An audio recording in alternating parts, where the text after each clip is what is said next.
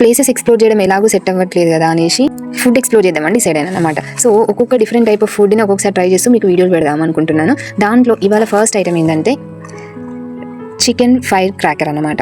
So ఇది chicken breast slices. ఇక్కడ mostly ready to eat food అని చాలా ఉంటాయి.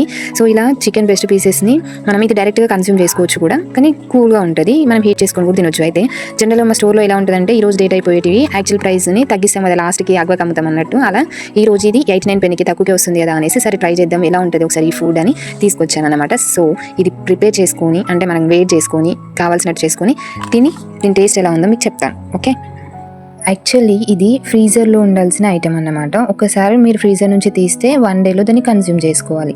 అండ్ ఇది యాక్చువల్లీ ఓపెన్ చేయగానే మొత్తం గార్లిక్ పేస్ట్ ఉన్నట్టుంది, అదే స్మెల్ వచ్చింది.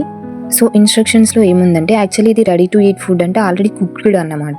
సో ఓవెన్లో ఒక 3 మినిట్స్ పెట్టుకొని తర్వాత తినేయచ్చు. అది మనకి పోదు అని నాకు అర్థమయ్యి నేను మన వే ఆఫ్ స్టైల్లో ఇలా కొంచెం ఆయిల్లో రోస్ట్ చేశాను అన్నమాట.